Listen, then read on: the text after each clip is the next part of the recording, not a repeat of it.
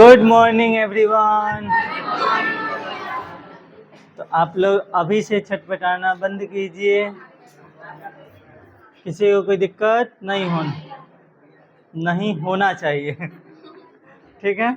और जो लोग कॉपी पलट रहे हैं वो ना पलटें, ना बुक पलट सकते हैं।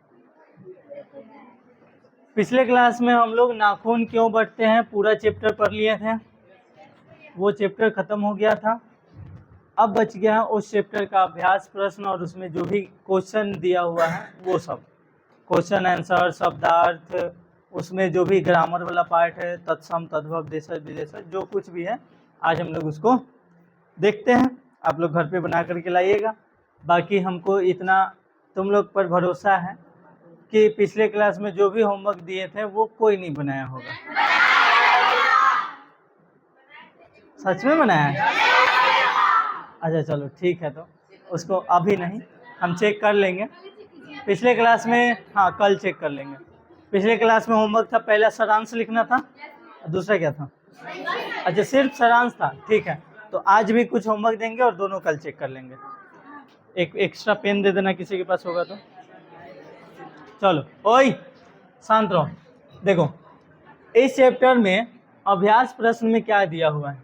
पहले तो पाठ के साथ वो होता है जो आपके चैप्टर के अनुसार ही क्वेश्चन दिया होगा और उसी के आधार पर आपको जवाब देना होगा। उसमें कहीं कुछ लाइन होगा उसके आधार पर। सुनो, तो हमारे जो चैप्टर था उसमें नाखून क्यों बढ़ते हैं, नाखून के बढ़ने के पीछे का राज क्या बताया गया, कारण क्या बताया गया, यह प्रश्न लेखक के आगे कैसे उपस्थित हुआ। लेखक के आगे यह प्रश्न कैसे उपस्थित हुआ? तो उनकी बच्ची उनसे सवाल की, यही था ना कि उनकी प्यारी सी बच्ची क्या की कि पापा से सवाल की कि नाखून क्यों बढ़ते, और वो उस चीज़ का जवाब दे रहे हैं कि नाखून क्यों बढ़ते। तो आप लोग को भी पाठ में जिस तरह से, ऐसा नहीं अपने मन से कि हाँ नाखून हार्मोन की वजह से बढ़ता है, नहीं, उस चैप्टर में जिस तरह से बताया गया उसके आधार पे जवाब देना है कि नाखून हमारे अंदर, मनुष्य के अंदर पशुता का गुण है, ये मनुष्य का अस्त्र है। इस तरह से जो चैप्टर में जो दिया गया वही जवाब देना है, वो बायोलॉजिकल और साइंटिफिक के पीछे नहीं जाना। ठीक, आगे देखो। दूसरा है बढ़ते नाखून, नाखूनों द्वारा प्रकृति मनुष्य को क्या याद दिलाती है। मनुष्य को ये याद दिलाती है कि वर्षों पहले मनुष्य भी आदि मानव की तरह था। उसका मेन हथियार क्या था? नाखून और दांत, नाखून और दांत था। वो उसी से जंगली जानवरों से अपना रक्षा करता था। आत्मरक्षा के लिए नाखून बहुत जरूरी थे उस समय, लेकिन अभी के समय में नाखून जरूरी नहीं है। लोग अच्छे दिखने के लिए नाखूनों को काटते रहते हैं। ठीक है, तो मनुष्य को क्या याद दिलाती है? वर्षों पहले आदि मानव का याद दिलाती है। ठीक है, लेखक के द्वारा नाखूनों को अस्त्र के रूप में देखना कहाँ तक संगत है। जो लेखक हैं वो नाखून को अस्त्र समझते हैं, अस्त्र मतलब हथियार। तो ये चीज़ कहाँ तक सही है कि हाँ ये अस्त्र ही है। जैसे इधर तो खास करके अस्त्र में इस्तेमाल होता है, इधर अस्त्र में इस्तेमाल नहीं होता। अच्छा चलो कोई बात नहीं। तो नाखून जो होता है अस्त्र में, देखो नाखून कई जगह जरूरी होता है। अगर किसी चीज का साइलेंस, अगर किसी चीज का आपको ढक्कन खोलना हो और नहीं खुल रहा हो तो नाखून बहुत जरूरी होता है। जैसे दही का बाल्टी अगर खोलना है, ढक्कन खुलता नहीं है वो जल्दी, अगर आपके पास नाखून है तो आप खोल सकते हैं। दूसरा, कोई गांठ बंधा हुआ है उसको खोलने में नाखून बहुत काम आता है।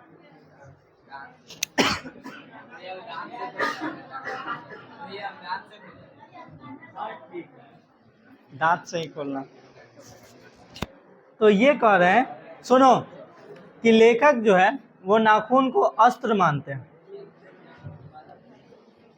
देखो तो ऑफिस में पानी होगा लेकर,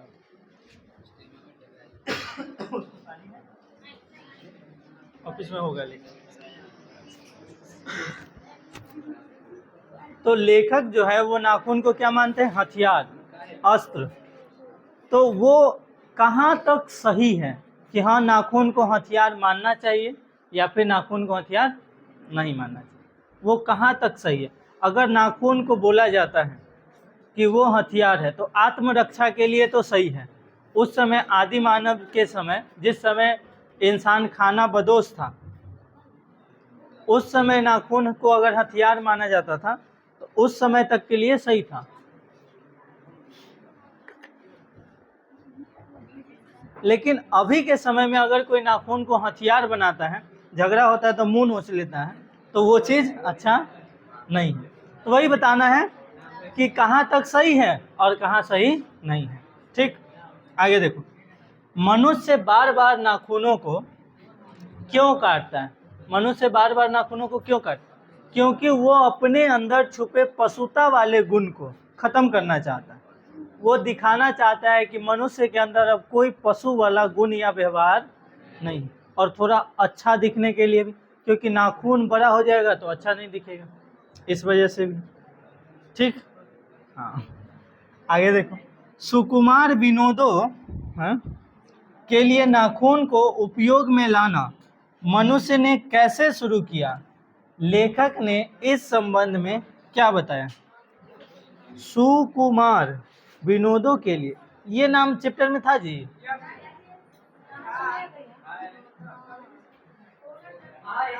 था? क्या था? सुकुमार विनोदों के लिए नाखूनों को उपयोग में लाना मनुष्य ने कैसे शुरू किया? लेखक ने इस संबंध में क्या बताया? ये नाम हमको ध्यान में नहीं आ रहा। सुकुमार विनोद था कि नहीं था? नहीं था। देखो तो बुक में है। अच्छा चलो कोई बात नहीं। अगर ये नाम था तो उसमें लिखना ये है, सुनो, है, हो सकता है, दिखा तो। हाँ है, सुनो। कुछ हजार साल पहले मनुष्य ने नाखून को सुकुमार विनोदों के लिए उपयोग में लाना शुरू किया था। वात्स्यायन के काम सूत्र से पता चलता है कि आज से 2000 वर्ष पहले का भारतवासी नाखूनों को जम के संवारता था। अच्छा, यही चीज़ हमको भी ध्यान में यही आ रहा था कि जो वर्तुलाकार, त्रिकोण और चंद्राकार आकार में जो नाखूनों को काटा जाता था, नाखून को वर्तुलाकार, चंद्राकार और त्रिकोणाकार के रूप में नहीं काटते थे, तो वही चीज़ है। सुकुमार विनोदों के लिए नाखून के उपयोग में लाना मनुष्य ने कैसे शुरू किया था? तो मनुष्य आज से 2000 साल पहले, सुन लो, आपस में बाद में बात करना, आज से 2000 साल पहले जो इंसान था वो नाखून को जम के संवारता था, खूब उसका नेल पॉलिश ये सब लगाता था, उसको अच्छे डिजाइन में काटता था। अरे नेल पॉलिश नहीं था, उसी तरह का कुछ रहा होगा, कुछ नहीं रहा होगा। तुम शायद थी उस समय। चलो शांत हो। तो वो अच्छे अच्छे डिजाइन में नाखूनों को काटता था, और यही चीज लेखक ने बताया है कि उस समय के जो लोग थे, गुस्सा आएगा खड़ा करके पीट देंगे, बात से समझाते हैं समझ नहीं आता है। तो अगर कोई बात से समझा रहा है तो लिमिट क्रॉस मत किया करो। पढ़ लो, शांति से पढ़ा रहे हैं, ब्रेक मिलेगा खूब हल्ला करना। अभी हल्ला कर ही रहा था थोड़ा देर पहले। पता नहीं ब्रेक में बाहर मजमा लगाने में क्या मज़ा आता है। ब्रेक मिला है, पानी पियो, आकर बैठो। नहीं, बाहर जाके खड़ा रहेंगे। बात करेंगे लेकिन बाहर खड़ा रहेंगे, हवा लगता है, कॉल खाली नहीं रहता। तो अच्छा चलो, कॉल खाली नहीं रहता तो वहाँ खाली होने का इंतजार करता है। कॉल अगर मानते हैं खाली नहीं रहता, खाली हो जाए तब जाओ, तो वहाँ खड़ा रहने का क्या मतलब बनता? इसका मतलब कि दिखाता है कि हाँ हम हैं यहाँ। अच्छा तुम लोग खुद से सोचो। बिल्कुल नहीं। काम है जाइए, पानी पीजिए, कल खाली है मानते हैं, अगर तुमको इतना प्यास लगता है तो कम से कम कोई 1-2 बोतल जरूर आता। किसी के पास तो नहीं, ऐसा कोनो नहीं है जो बॉयज में बोतल लेके आता होगा। कोई है जी? कोई नहीं लेके आता। तुमको सबको ये भी पता है कि कल का पानी नहीं पीने लायक है, फिर भी कल का इंतजार करता है। ये सिर्फ और सिर्फ बहाना है और कुछ नहीं है।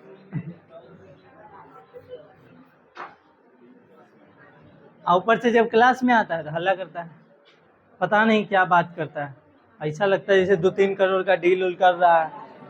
इससे इम्पोर्टेंट वही है।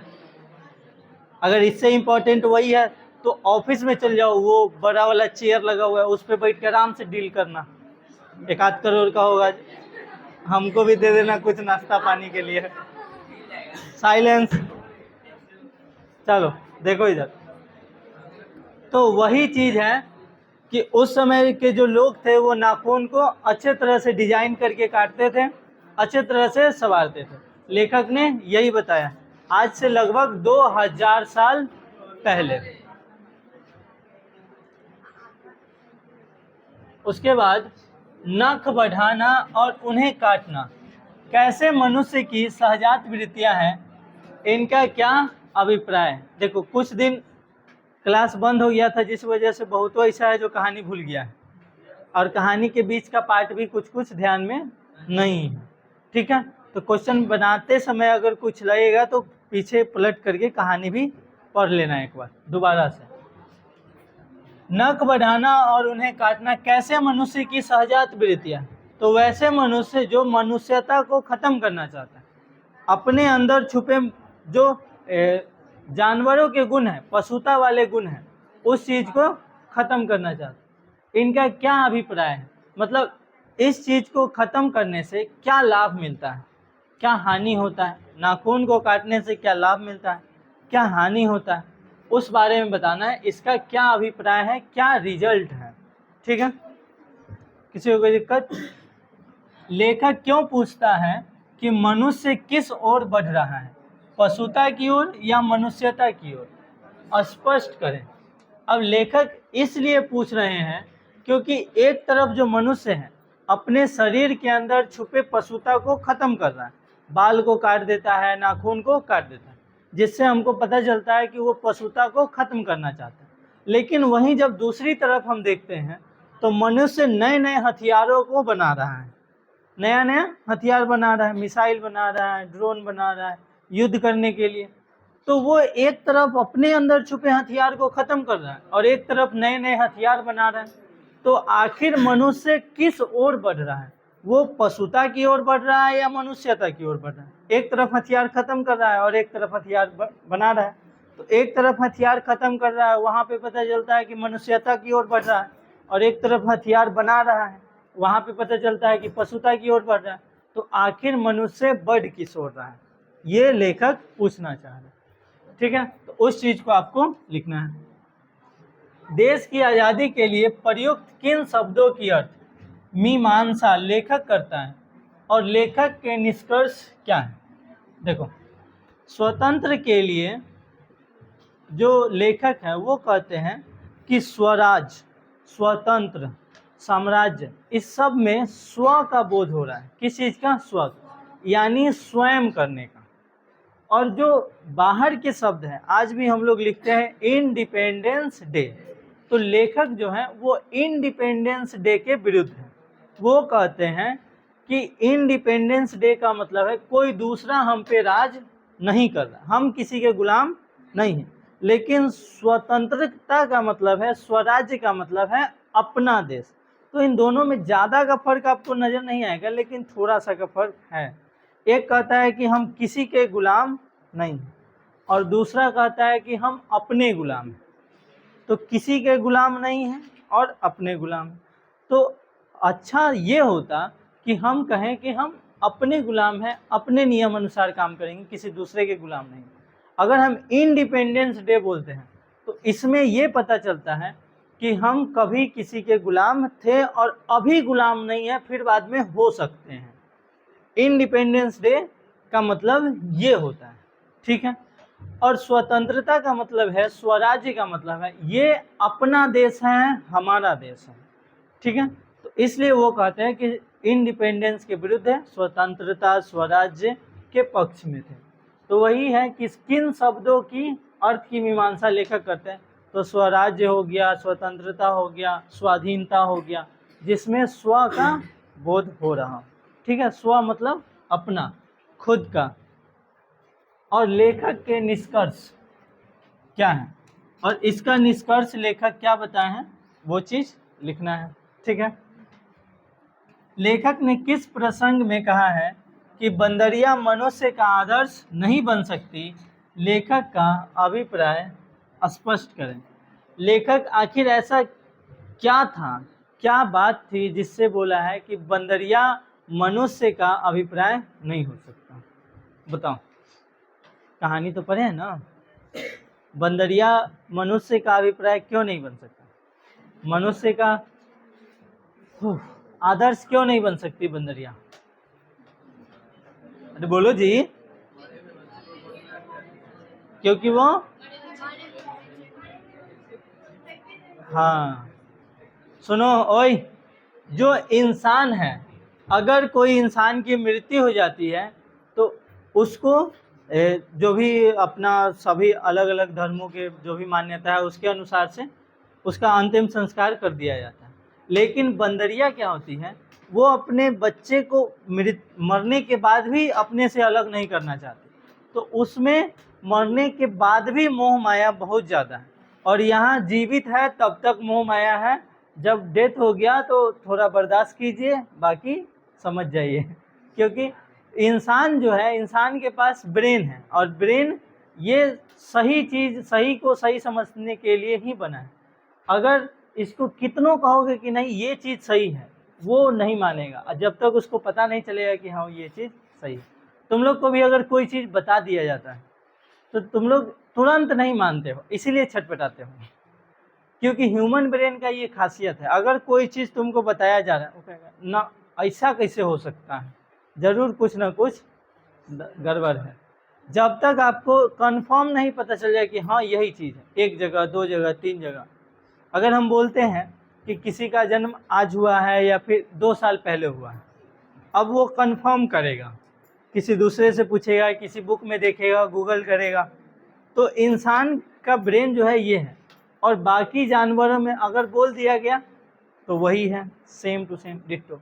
तो बंदरिया आदर्श इसलिए नहीं बन सकती मनुष्य का क्योंकि वो अपने बच्चे को मरने के बाद भी गले लगाई रहती है, जबकि इंसान मरने के बाद उसको साइड कर देता है, ठीक है। किसी को कोई दिक्कत?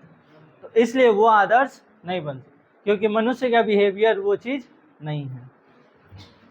स्वाधीनता शब्द की सार्थकता लेखक क्या बताते हैं? स्वाधीनता, स्वयं के अधीन होना, यानी अपने आप का गुलाम होना। स्वयं के अधीन यानी हम जो है अपने आप के कंट्रोल में रहते हैं, किसी दूसरे के कंट्रोल में नहीं रहते। स्वाधीनता, स्व के अधीन, जब इसको तोड़िएगा तो स्व के अधीनता आएगा, ठीक है। तो अपने आप के गुलाम, यानी हम जो करते हैं अपने मन से करते हैं, किसी दूसरे के मन से नहीं, ठीक। निबंध में लेखक ने किस बूढ़े का जिक्र किया है? लेखक की दृष्टि में बूढ़े के कथनों की सार्थकता क्या है? ये जितने भी क्वेश्चन आपको दिख रहा है, सब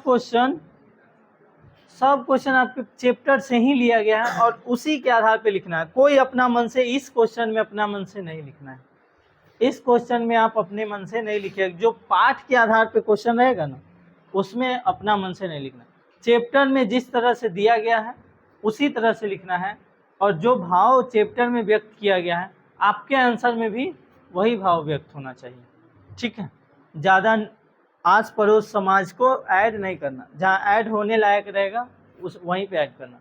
ऐसे होता है क्या है कि सोशल साइंस में हम लोग लिखते लिखते कुछ घुसा देते हैं, आस पड़ोस की बातें। सोशल साइंस में चलता है ये, अगर कुछ लिखा जा रहा है तो उसमें आस पड़ोस वाला आएगा ही, नेता और बाढ़ समस्या ये सब ना आए तो फिर आंसर में मज़ा ही ना आए, तो वही बात। लेकिन इसमें नहीं समाना, इसमें जो चैप्टर में दिया हुआ रहेगा वही। अगर चैप्टर में बूढ़े का जिक्र जो रहेगा वही लिखना, अपने मन से जो बूढ़े लोग हमारे गाँव में बोलते हैं उस चीज का जिक्र नहीं करना है। तो लेखक की दृष्टि से बूढ़े के कथनों की क्या सार्थकता है? सार्थक मतलब अच्छे अर्थ। जैसे आप लोग क्रिया पढ़ते हैं तो उसमें एक शब्द पढ़ते हैं तो सार्थक और निरर्थक होता है। जिसका सही अर्थ निकल सकता है वो सार्थक, जिसका अर्थ नहीं निकलता है वो निरर्थक। तो अच्छे अर्थ जिसका होता है, जो उस बूढ़े द्वारा कहे गए बातों का अच्छे अर्थ जो होता है उसको लिखना है। मनुष्य की पूंछ की तरह उसके नाखून भी एक दिन झड़ जाएंगे, ये चीज बोला गया है। समय के अनुसार जिस तरह से मनुष्य का पूंछ खत्म हो गया उसी तरह उसका नाखून भी खत्म हो जाएगा। प्राणी शास्त्रियों के इस अनुमान से लेखक के मन में कैसी आशा जागती है? लेखक जो है वो कहते हैं कि जिस तरह से पूंछ गायब हो गया उस तरह से एक न एक दिन नाखून भी गायब हो जाएगा। तो प्राणी विज्ञान के प्राणी शास्त्रियों के ऐसे अनुमान से लेखक के मन में कैसी आशा जागती है? तो उनके मन में आशा ये जागती है कि एक समय ऐसा आएगा जिस समय मनुष्य पशु वाला हर एक गुण से मुक्त हो जाएगा। मनुष्य के अंदर एक भी पशुता का गुण नहीं रहेगा, न बाल रहेगा तो टकला दिखेगा, न नाखून रहेगा, मतलब जानवरों वाला जो भी लक्षण है, जो भी गुण है वो खत्म हो जाए। लेकिन ऐसा होने वाला नहीं है, जो रियलिटी है वो ऐसा कभी नहीं होगा। लेकिन उनके अंदर एक ये आशा है कि जिस समय नाखून खत्म हो जाएगा मनुष्य के अंदर से पशु वाला गुण खत्म हो जाएगा। सब लोग एक साथ रहेंगे, विनम्र रहेंगे, ठीक है, एक दूसरे के प्रति आदर का भाव रहेगा, विनम्रता रहेगी, किसी को कोई दिक्कत, जो बात कर रहे हैं उनको तो दिक्कत है। सफलता और चरितार्थ शब्दों में लेखक अर्थ की भिन्नता किस प्रकार प्रतिपादित करते हैं? सफलता और चरितार्थ, चरितार्थ का मतलब है लक्षण, जो कुछ लोगों का खराब है। और सफलता का मतलब सफलता का मतलब है शांति। ये नहीं कि पैसा कमा लिए बहुत ज़्यादा तो सफल हो गए।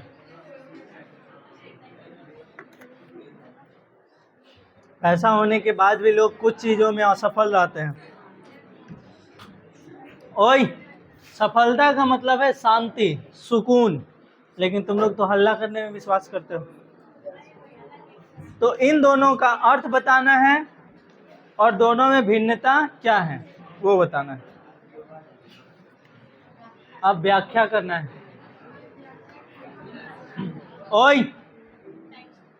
व्याख्या करें। काट दीजिए वे चुपचाप दंड स्वीकार कर लेंगे, पर निर्लज अपराधी की भांति फिर छूटते ही सेंध पर हाजिर। सुनो, सुन लो, ये जो व्याख्या करने वाला क्वेश्चन आता है वो आपको 4 नंबर का या 8 नंबर का आएगा। एगो या फिर 2 गो पूछेगा, किस चैप्टर से उठा के लाएगा नहीं पता। लेकिन या तो अगर एगो पूछता है तो 4 नंबर का पूछेगा, नहीं 2 गो पूछता है तो 8 नंबर का हो जाएगा। व्याख्या करने वाला पूछेगा, हमको जहाँ तक ध्यान में है, किसी कहानी में से 1 या 2 लाइन इसी तरह से उठा करके रख देगा और बोलेगा उसका व्याख्या कीजिए, 4 नंबर का रहता है। और एक कविता में से कोई एगो लाइन या फिर 2 गो या 4 गो लाइन ले आएगा और बोलेगा इस लाइन का अर्थ बताइए, व्याख्या कीजिए, समझाइए, वो भी 4 नंबर का रहेगा। तो हमको जहाँ तक पता है 8 नंबर का आपको पूछेगा, एगो कोई कहानी से, किस कहानी से लाएगा नहीं पता, और कोई एक कविता से, ठीक है। तो व्याख्या करने वाला क्वेश्चन पर आप लोग ध्यान दीजिएगा। हमसे यही क्वेश्चन छूट गया था अपने समय में, क्योंकि पते नहीं चल रहा था कि कहाँ से लाया है, किस कहानी से लाया है, हम लोग को पते नहीं चल रहा था, किस कविता से लाया पते नहीं चल। बिल्कुल सही बात है, खाली गेस पढ़े थे। सुनो, तो व्याख्या करने वाला क्वेश्चन पर अच्छे से ध्यान देना है और उसको समझ लीजिएगा, प्रैक्टिस कर लीजिएगा। सुनो, काट दीजिए वे चुपचाप दंड स्वीकार कर लेंगे, पर निर्लज अपराधी की भांति फिर छूटते ही सेंध में हाजिर। तो ये चीज नाखून क्यों बढ़ते हैं पाठ से लाया गया है, अभी तो दिख रहा है, लेकिन जब सब चैप्टर पढ़ लेंगे और तब पता नहीं चलेगा कि हाँ किस चैप्टर से लिया गया। तो सबसे पहले लिखना है कि ये लाइन इस चैप्टर से लिया गया। तो नाखून क्यों बढ़ते हैं पाठ से लिया गया है। इसके लेखक हजारी प्रसाद द्विवेदी हैं। इस लाइन का मतलब है कि नाखून जो होता है उसको जब हम काट देते हैं तो छोटा हो जाता है, और जैसे ही काटना बंद कर देते हैं फिर से बड़ा हो जाता है। तो वही जो नाखून है, उस कहानी में नाखून को हथियार माना गया है, नाखून को अस्त्र माना गया है। और जो नाखून है वो मनुष्य के अंदर छिपे पशुता के गुण को दर्शाता है, और उसको अगर हम काटते हैं तो वो हमको नुकसान नहीं पहुंचाता, वो चुपचाप अपना दंड स्वीकार कर लेता है। और अगर हम उसको नहीं काटते हैं फिर से बड़ा हो जाता है। ठीक है, तो वही चीज लिखना है इसमें। मैं मनुष्य के नाखून की ओर देखता हूँ तो कभी कभी निराश हो जाता हूँ। मनुष्य की नाखून की ओर देखता हूँ तो निराश हो जाता हूँ। किसने कहा? हजारी प्रसाद। क्यों? क्योंकि इसका कोई गलती नहीं है, फिर भी इसको हर सप्ते दंड दिया जाता है, हर सप्ते काट दिया जाता है। इसमें इसका कोई गलत नहीं है, ये तो कुछ किया नहीं है, नहीं ये मनुष्य को नुकसान पहुंचाया है, ये तो बल्कि मनुष्य को मदद करने के लिए निकला था। उस समय मनुष्य के मदद में आता था, ये आत्मरक्षा के लिए मनुष्य के पास ये हथियार था। इसकी कोई गलती नहीं है, फिर भी इसको सजा मिलता है। तो इस बात को सोचकर कौन निराश हो जाता है? हजारी प्रसाद। ठीक है, कमबख्त नाखून बढ़ते हैं तो बढ़े, मनुष्य उन्हें बढ़ने नहीं देगा। मनुष्य उन्हें बढ़ने इसलिए नहीं देगा क्योंकि ओए जब नाखून बढ़ जाता है तो मनुष्य के अंदर पशुता वाले गुण दिखने लगते हैं, इसलिए मनुष्य नाखून को बढ़ने नहीं देता। और मनुष्य चाहता है कि हमारे अंदर कोई भी पशुता वाले गुण ना हो, इसलिए भी मनुष्य नाखून को बढ़ने नहीं देगा। तो ये सब अर्थ, वो जो 4 नंबर का रहता है उसमें ज़्यादा नहीं लिखना होता, बस उसका अर्थ आप सही लिख दीजिए, भले ही 1 लाइन का हो, 2 लाइन का हो, 3 लाइन का हो, बस उसका मतलब सही लिखा होना चाहिए। किस चैप्टर से लाया गया है वो चीज़ सही लिखा होना चाहिए। वो बस ये देखना चाहता है कि आप उस कहानी को पढ़े हैं कि नहीं पढ़े हैं। अगर आप पढ़े हैं तो आंसर सही दे रहे हैं, नहीं पढ़े हैं तो कुछ भी लिख रहे हैं, ये चीज़ है। किसी को कोई दिक्कत नहीं होना चाहिए। आगे देखिए, लेखक की दृष्टि में हमारी संस्कृति की बड़ी भारी विशेषता क्या है? स्पष्ट कीजिए। लेखक की दृष्टि में हमारा जो संस्कृति है, हमारा जो व्यवहार है वो बहुत बड़ा है, उसकी विशेषता बहुत अधिक है। वही विशेषता पूछ रहा है, उस विशेषता को लिखना है कि हमारे यहाँ क्या क्या होता था पहले।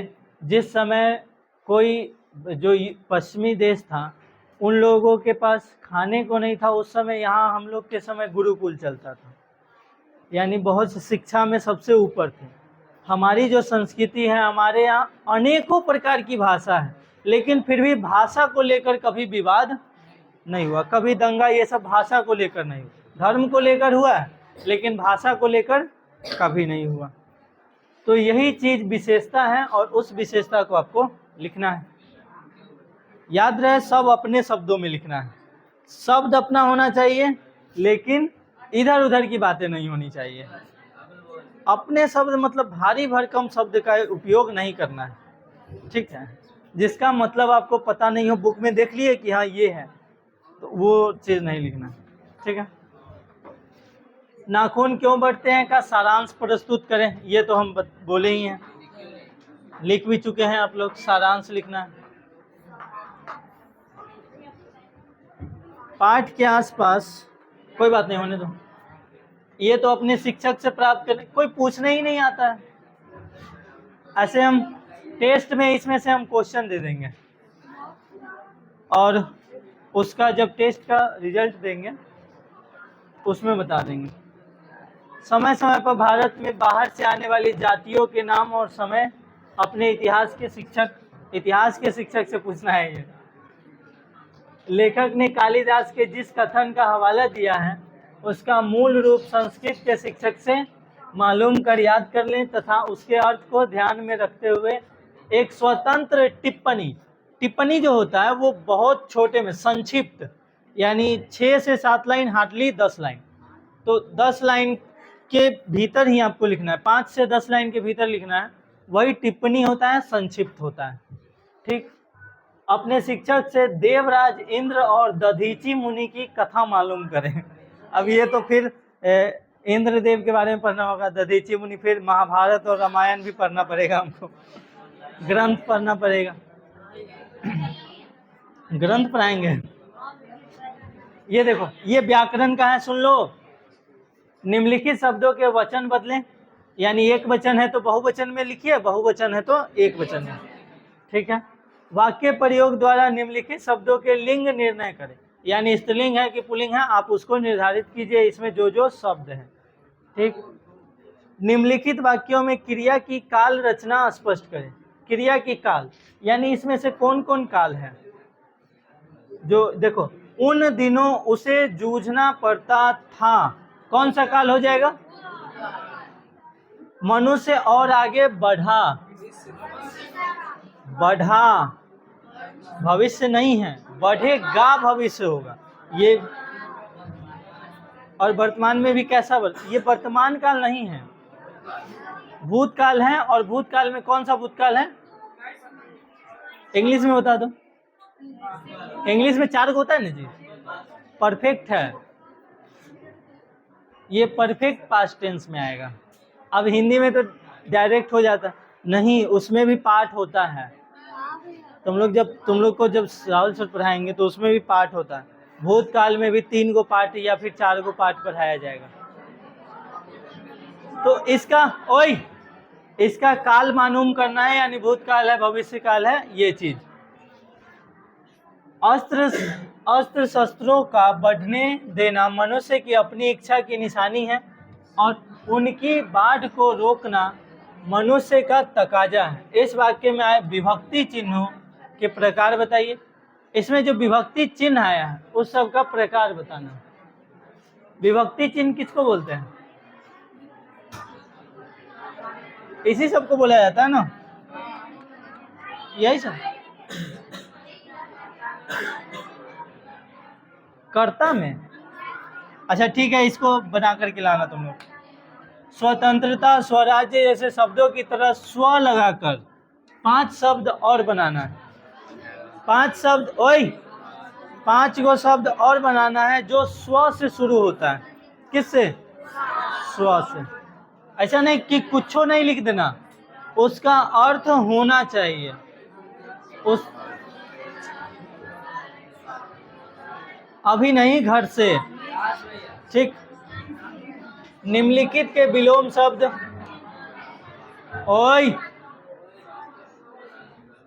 जो भी व्याकरण वाला पाठ है उसको तो कम से कम बना लेना। विलोम शब्द लिखना है इसका।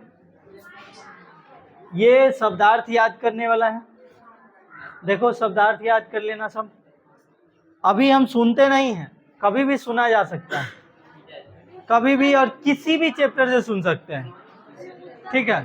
तो इसलिए आपको जितना होमवर्क बोला जाता है वो कर लिया कीजिए। 1 दिन, 2 दिन, 3 दिन, समय बहुत ज़्यादा मिलता है तो उसको कंप्लीट करके ही रखा करो। बाकी होमवर्क में जितने व्याकरण वाला पार्ट है उसको बनाना है।